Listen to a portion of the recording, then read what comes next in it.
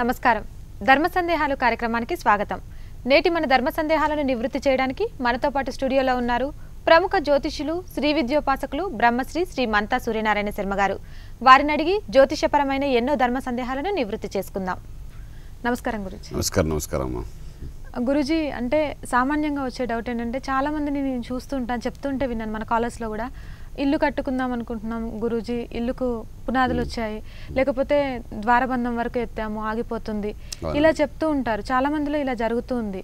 అసలు దానికి రీజన్ ఏంటంటారు? అంటే ఆ ఇల్లు కట్టుకోకపోవడానికి వాళ్ళు ఏదైనా దోషం ఉందంటారా? సాధారణంగా ఒక ఇల్లు కట్టాలి అనుకున్నప్పుడు అంటే దాని సంకల్ప బలం అని చాలా ప్రాధాన్యత వహిస్తుందండి.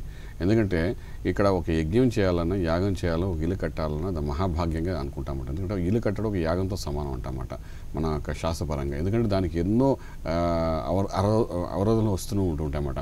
సో దీనికంటే లగ్నము, మన సంకల్పము చాలా ప్రాధాన్యత వహిస్తుందన్నమాట. దీనికి రెండో భాగంగా ఏమొస్తుందంటే ఆ వ్యక్తి ఎవరి పేరు మీద అయితే మనం ఇల్లు కడుతున్నామో ఆ వ్యక్తికి డెఫినెట్గా ఏంటంటే కొంతవరకు కుజుడు యొక్క బలం ఉండాలన్నమాట. గురు కుజ ఈ రెండు కాంబినేషన్ చాలా బాగుండాలన్నమాట. బాగున్నప్పుడు ఏంటంటే ఆ కుజుడు అంతర్దశలో వచ్చినప్పుడు ఏంటంటే గురు బలం బాగున్నప్పుడు డెఫినెట్గా ఆ ఇంటికి కావాల్సిన ఏర్పాట్లను చేస్తుంటాడు. ఒక్కొక్కసారి ఆ కుజుడు అనేవాడు ట్రాన్సిట్ 45 రోజులు ఒక్కొక్క రాశిలో మారుతుంటాడు. ఈ రోజు మకర రాశిలో ఉన్నాడు. మకర రాశిలో ఉన్నారు కాబట్టి మనం లాస్ట్ ఎపిసోడ్ కూడా ఇంతకుముందు చెప్పుకున్నాం. ఎవరైనా రియల్ ఎస్టేట్ రంగంలో వారు కానీ, భూస్వామిగా ఉన్న వాళ్ళు కానీ, కన్స్ట్రక్షన్లో ఉన్న వాళ్ళు కానీ మంచి ఆదాయంగా వచ్చే స్థితిలో ఉంటుందని చెప్తుంటామన్నమాట. సో మకర రాశి అనేది ఏంటంటే ఉచ్చస్థితి కుజుడికి. సో ఆ విధంగా ఏంటంటే మన కుజుడి యొక్క స్థితిగతులను చూసుకుంటూ ముందుగానే ట్రాన్సిట్లో కుజుడు ఏ స్థానంలో ఉన్నాడో ఆ స్థానం మన చంద్రలగ్నాతో పరిస్థితి ఎక్కడ ఏ భాగంలోకి వస్తున్నది, 3, 6, 11 స్థానాలు ఉన్నాడు, మకరంలో ఉన్నాడు, ఇవన్నీ మనం చూసుకుంటే ఒక 45 days గ్యాప్ మనకు మంచి సక్సెస్ఫుల్ చూపించే అవకాశం అనమాట. అంచేది ఏంటంటే ఒక్కొక్కసారి ఇలా ఆగిపోయినప్పుడు ఏం చేస్తారంటే భూసూక్త పారాయణం చేయమని చెప్తామన్నమాట. భూసూక్త పారాయణం చేసేటప్పుడు ఏంటంటే పండితులు పిలిపించి చక్కగా ఇంట్లో కూర్చుని ఆ భూసూక్త పారాయణం ఎప్పుడైతే మనం చేస్తామో డెఫినెట్గా దాని ఫలితంగా ఏంటంటే ఆ భూమికి ఆ ఇల్లు కట్టే విధానానికి కొంచెం ఫలితం వచ్చే అవకాశం ఉంటుంది. అక్కడ నుండి రీయాక్టివేట్ అవ్వడానికి అవకాశం ఉంటుంది. ఇది కాకుండా ఒక్కొక్కసారి అలా ఆగిపోయినప్పుడు ఏంటంటే గురుబలం కూడా మనం పెంచుకోమని చెప్తాం. ఒకటి భూసూక్తం ఉంటుంది, రెండోది గురుబలం ఉంటుంది, మూడో సుబ్రహ్మణ్యేశ్వర స్వామి యొక్క ఆరాధన చేయడం. ఈ మూడింటి కాంబినేషన్ మన జాతకాన్ని పరిశీలించుకుంటే ఏది చేస్తే మనకు కంఫర్ట్గా ఉంటుంది, ఏదైతే మనకు ఫలితం ఇస్తుందని చూసుకుని ఆ విధంగా మూడింటిలో ఏదో ఒక ప్రక్రియను చేయడానికి ప్రయత్నం చేయగలిగితే డెఫినెట్గా దాని ఫలితంగా ఆ ఆగిపోయిన స్థలం నుండి అక్కడ నుండి మన ప్రారంభమయ్యే అవకాశం అనమాట. ఇది మళ్ళీ జ్యోతిష్యంతో సంబంధం ఉంది కాబట్టి తర్వాత ఒక్కొక్కసారి ఆ వాస్తు కూడా ఏ విధంగా పెట్టి ఆరంభించిన సమయాన్ని బట్టి కూడా ఒక్కొక్కసారి అయిపోతుంది అనమాట. సో ఇవన్నీ మనం జాగ్రత్త చూసుకుని ముందుగానే వెళ్ళడానికి ప్రయత్నం అయితే ఏదైనా అల్టిమేటంగా ఏంటంటే ఆ జ్యోతిష్యపరంగా ఆ యోగం ఉన్నదా లేదా అనేది ప్రాధాన్యత వహిస్తుంది. ఏదైనా పడండి ఒక జ్యోతిష్యపరంగా ఆ యోగం ఉంటేనే ఇల్లు కట్టడం ఉంటుంది. ఆ యోగం ఉంటేనే సరైన వాస్తు ఉన్న ఇంట్లో దిగడం జరుగుతుందన్నమాట. లేనప్పుడు అంటే కొన్ని ఇళ్లలో దిగుతాం, తర్వాత అక్కడ దిగిన తర్వాత కూడా మనకి ఎప్పుడు మంచి జరగకుండా ఇబ్బంది పడుతుండగా చూపిస్తుంటాం. చాలామంది ఇళ్లలో మనం చూస్తాం, ఇది ఇంట్లో దిగేవండి ఎప్పుడు ఏనాడు ఓ శుభకార్యం చూడలేదు, ఏనాడు మనం సుఖంగా లేదండి ఉంటారు. ఇవన్నీ ఏంటంటే వీటికి ప్రాధాన్యత వహిస్తుంది. జ్యోతిష్యం అనేది ప్రాధాన్యత వహిస్తుండడం చేత ఏదైనప్పటికీ మనం ప్రస్తుతానికి ఇల్లు విషయానికి వచ్చినప్పుడు మాత్రం నేను చెప్పిన ఈ 3 ప్రక్రియలు ఏదో ఒకటి చేసుకుంటూ ముందుకెళ్తే ఫలితాలు బాగుంటాయని చెప్పగలుగుతాం. ఓకే గురూజీ, ఇప్పుడు కాలర్తో మాట్లాడదాం. శేఖర్ గారు రంగారెడ్డి డిస్ట్రిక్ట్ నుంచి కాల్ చేస్తున్నారండి. నమస్కారం శేఖర్ గారు. నమస్తే. శేఖర్ గారు ఎవరి గురించి తెలుసుకోవాలనుకుంటున్నారండి? నా గురించి తెలుసుకోవాలమ్మా. మీ date of birth, time, place, అలాగే మీకు మీ జ్యోతిష్యపరమైన ఎటువంటి సందేహం ఉందో గురూజీకి వివరించండి. హలో, నా గురించి తెలుసుకోవాలి. నమస్కారం, చెప్పండి మీ date of birth, time, place 20 గట్టిగా చెప్పండి. 28/10 28/10 70 సంవత్సరం. 70 అండి. టైం చెప్పండి. టైం నాకు తెలియదండి, నా టైం తెలియదు. సరే, ఆర్ఆర్ డిస్ట్రిక్ట్లో. ఓకే, ఇప్పుడు మీరు ఏం చేస్తున్నారు, ఏం తెలుసుకోవాలనుకుంటున్నారు? ఏం చేస్తాం, ఏం చేసినా కలిసి వస్తలేదండి. ప్రస్తుతానికి ఏం చేస్తున్నారు? ఇప్పుడు ఏం చేస్తున్నా ప్రస్తుతానికి? నేను అగ్రికల్చర్ చేస్తున్నా, ఏం చేసినా కలిసి వస్తలేదండి. సరే అండి, అయ్యా మీది ఇక్కడ హస్త నక్షత్రం అయిందండి. హస్త నక్షత్రం అయింది, కన్యారాశి అయిందండి. ఈ హస్త నక్షత్రం కన్యారాశికి ఏళ్ళనాటి శని ప్రభావం ఉందన్నమాట. ఇది ఎంతవరకు అంటే గత 5 సంవత్సరాల నుండి ఇదే సమస్యగా ఉంది. ఏళ్ళనాటి శని ప్రభావం భాగంలో అంటే మీరు సమయం చెప్పలేదు కాబట్టి గోచార రీత్యా మీ జాతకం చెప్తామన్నమాట. గోచార రీత్యా అన్నప్పుడు చంద్రలగ్నాతో చూస్తామన్నమాట. సో కన్యారాశికి ఏంటంటే ఆల్రెడీ ఏళ్ళనాటి శని ఎండింగ్ స్టేజ్లోకి వచ్చింది. ఇంకొక 2 సంవత్సరాలు శని పూర్తిగా వెళ్ళిపోతాయి. ఆల్రెడీ 5 years అయింది, ఇంకొక 2 years మాత్రం ఉంటుందన్నమాట. సో ఈ ఎండింగ్ స్టేజ్లో ఉన్నది కాబట్టి ఆ శని ప్రభావం అనేది మీకు పూర్తిగా ఇబ్బంది పెడతామని చెప్పడానికి అవకాశం. దీంతో అంటే ధనస్థానంలో చంద్రలగ్నాథ ధనస్థానంలో శని రాహుల కలయిక, అదేవిధంగా భాగ్యంలో గురుడు వక్రంలో ఉండడం, కుజుడు చూస్తే పంచంలోను, ఇవన్నీ ఏమి చెప్తుంటే ధనము, కుటుంబం, వాక్స్థానం ఇటువంటి గ్రహాల యొక్క ప్రభావం ఉంది కాబట్టి మీకు ఈ ఇబ్బంది కూడా కనబడుతుంది. ఇది సుమారుగా మనకి ఏంటంటే గోచార రీత్యా కొంతవరకు గురుబలం పెరిగిన తర్వాత శుభమైన స్థితి ఏర్పడే అవకాశం ఉంది. అది సుమారుగా 2013 ఫిబ్రవరి 24 తర్వాత గురుడు వక్రంలో ఉన్నవాడు స్థిరమైన స్థితికి మళ్ళీ తిరిగి రావడానికి ప్రయత్నం చేస్తాడు. అక్కడ నుండి కొన్ని ఎదుగుదల ఉండే అవకాశం సంపూర్ణంగా ఉంటుందని చెప్పడానికి అవకాశం. తర్వాత ఇక్కడ ప్రత్యేకించి మీరు ఏంటంటే బుధుడికి సంబంధించిన పచ్చాను ఒక రత్నాన్ని కూడా పెట్టుకోవడం ప్రయత్నం చేయండి. దీని ప్రభావంగా ఆర్థిక వనరులు ఏదో విధంగా మీకు సమకూర్చడానికి అవకాశం ఉంటుంది చెప్పగలుగుతామండి. Okay, next caller Guruji. Lakshmi గారు హైదరాబాద్ నుంచి కాల్ చేస్తున్నారండి. నమస్కారం లక్ష్మి గారు. నమస్తే అండి. లక్ష్మి గారు ఎవరి గురించి తెలుసుకోవాలనుకుంటున్నారండి? మా అబ్బాయి గురించి అండి. మీ అబ్బాయి date of birth, time, place, అలాగే మీ అబ్బాయి గురించి మీరు తెలుసుకోవాలనుకునే సందేహాన్ని గురూజీకి వివరించండి. హలో.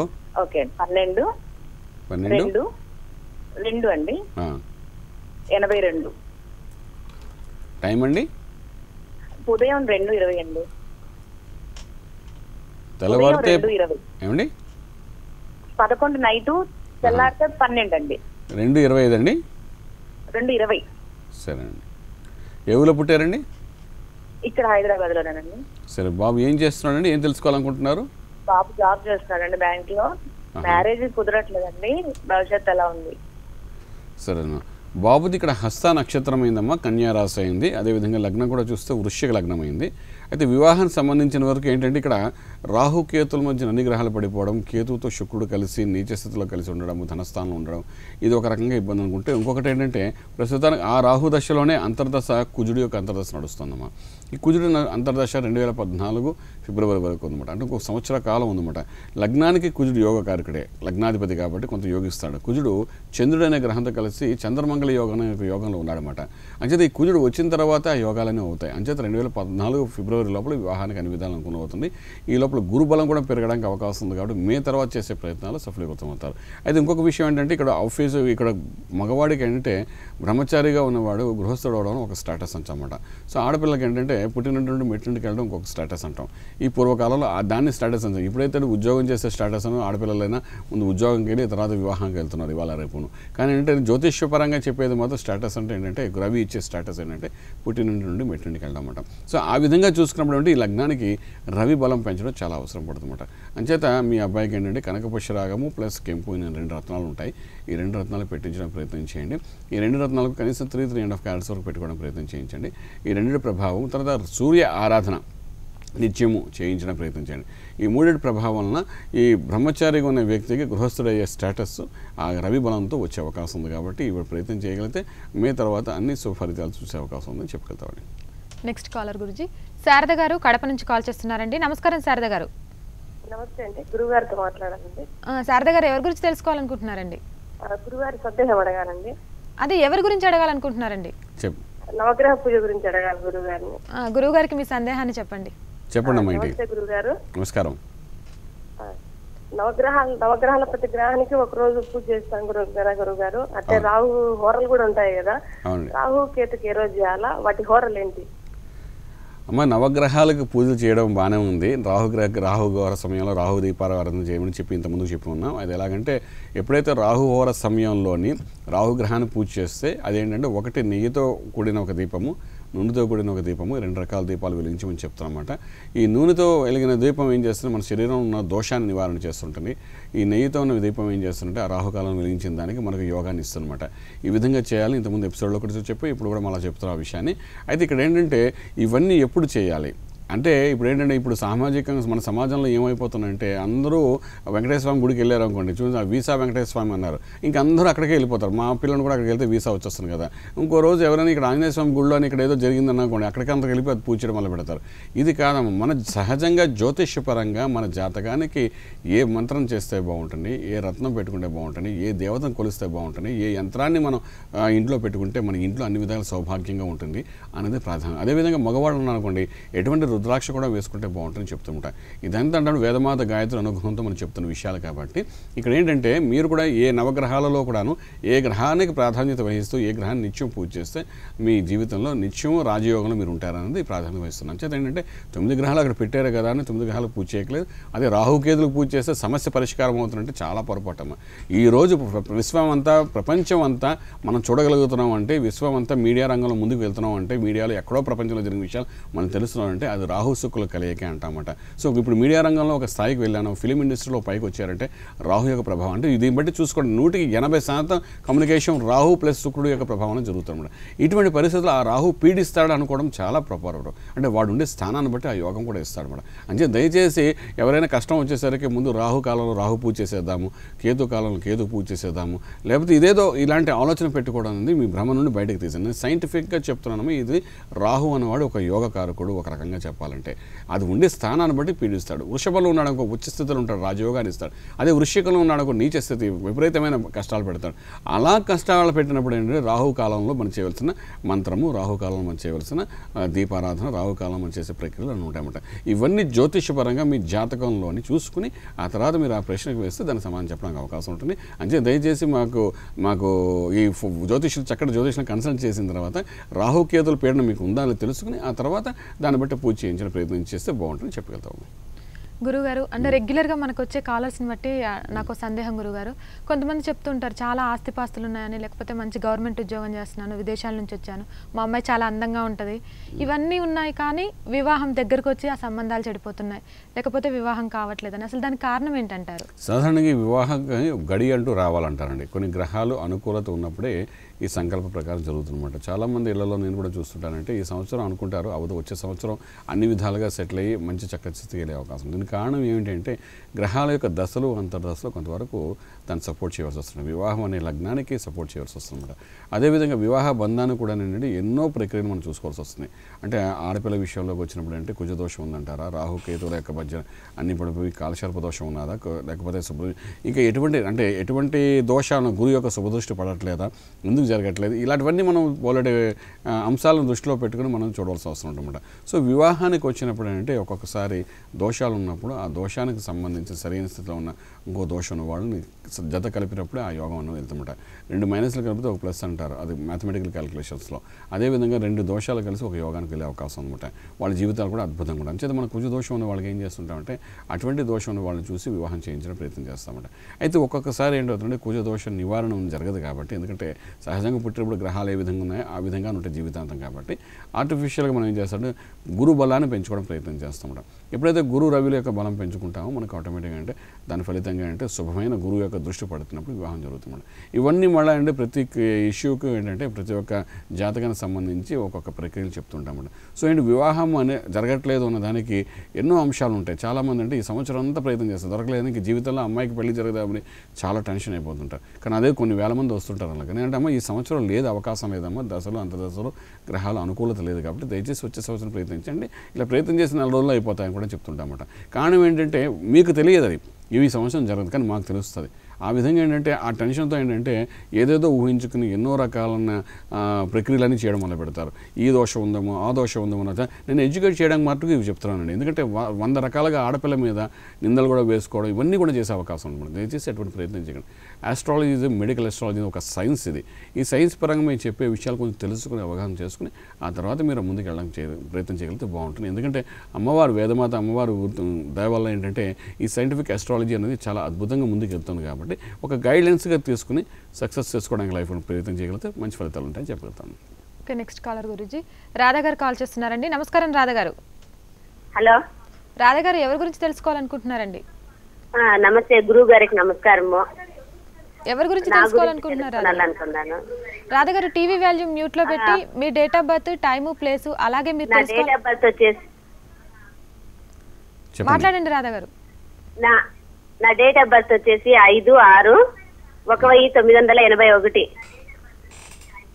టైం అమ్మా? నా రాశిను అదే కనుక్కోవాలనుకున్న నక్షత్రము. టైం చెప్పండి అమ్మా. టైం తెల్లవారుజాము 5 గంటల్లో పుట్టినాను, శుక్రవారము. 91 పుట్టారు.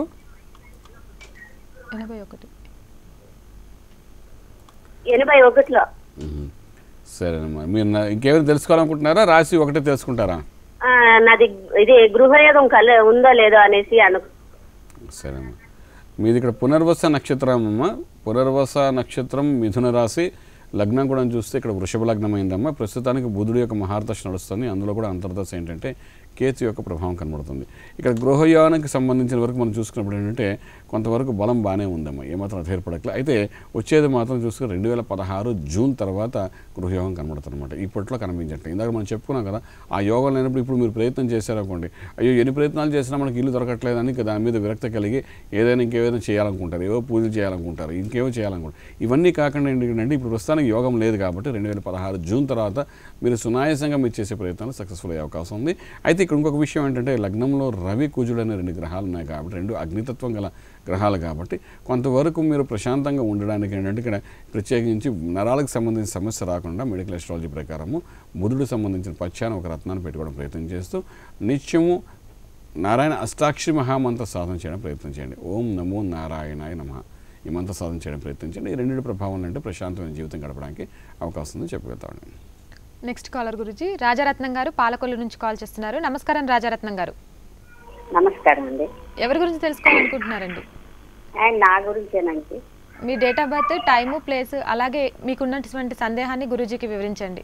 హలో, 15/12/1958 అండి. టైం అండి? రాత్రి 10 చిల్లరండి. ఏ ఊర్లోనండి పుట్టారు? నక్షత్రం అండి, పశ్చిమ గోదావరి. ఇప్పుడు ఏం చేస్తున్నారమ్మా, ఏం తెలుసుకోవాలనుకుంటున్నారు? ఆరోగ్యం బాగుంటలేదండి, పంపిణీలు అయ్యి లేదు, అబ్బాయికి వివాహం అవ్వలేదు, అసలు బాగుంటలేదండి. సరేమ్మా, మీది ఇక్కడ ధనిష్ట నక్షత్రం అయిందమ్మా.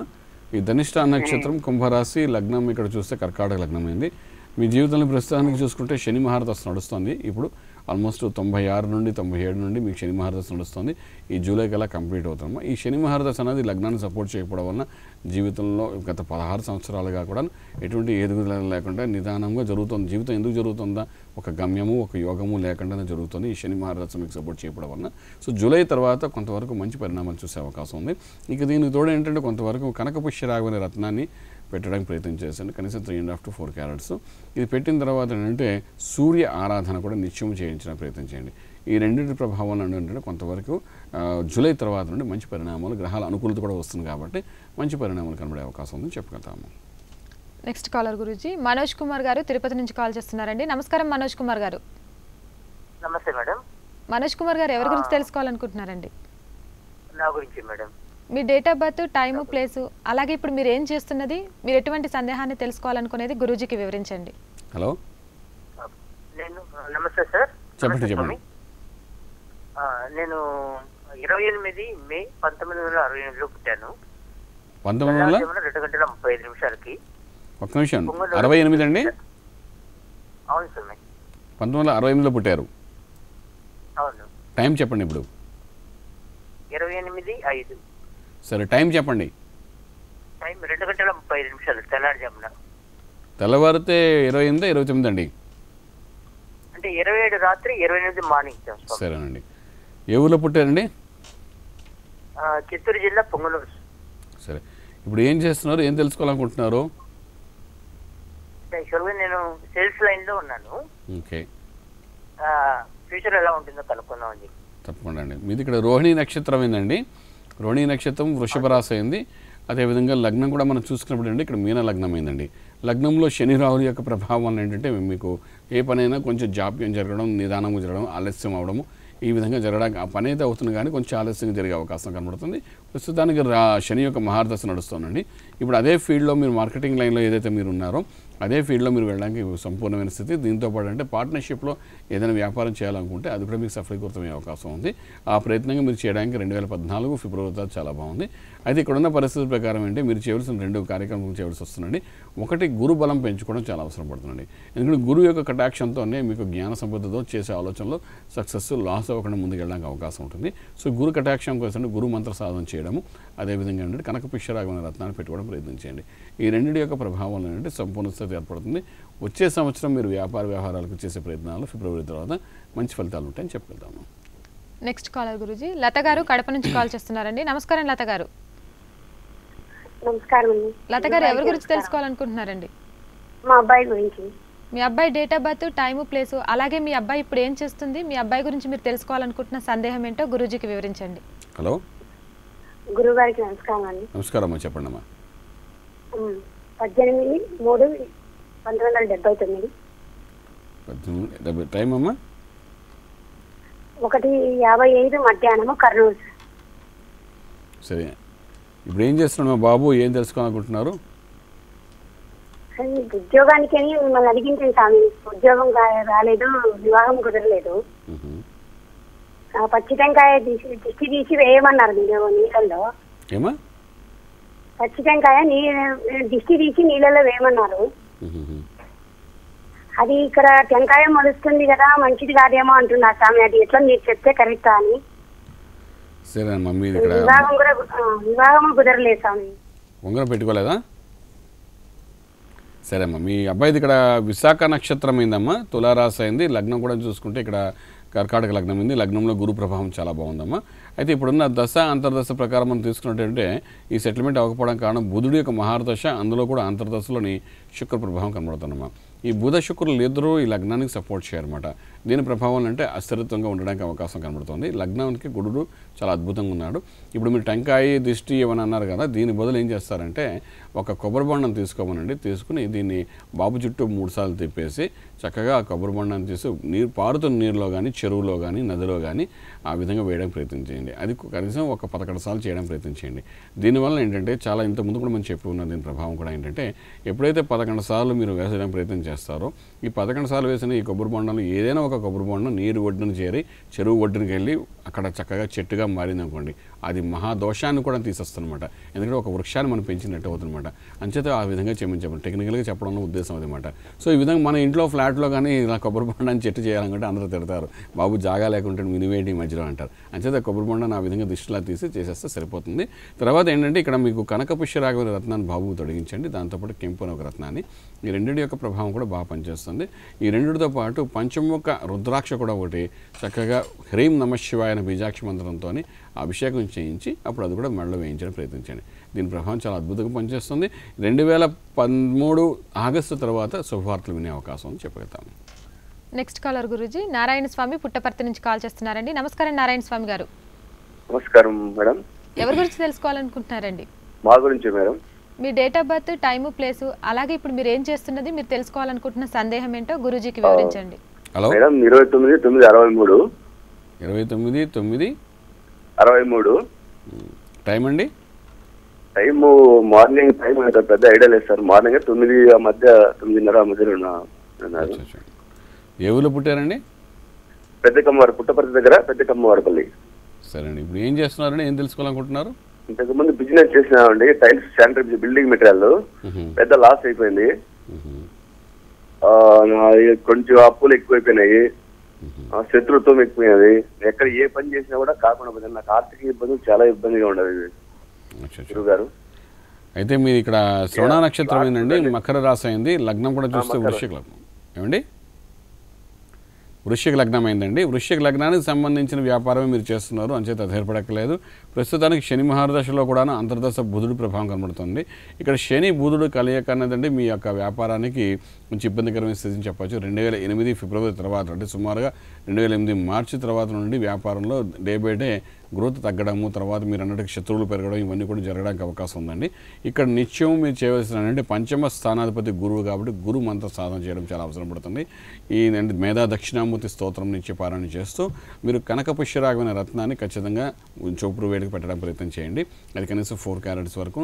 కెంపును ఇంకొక రత్నం ఉండండి, అది కూడా ఉంగరం వేలు పెట్టడం ప్రయత్నం చేయండి.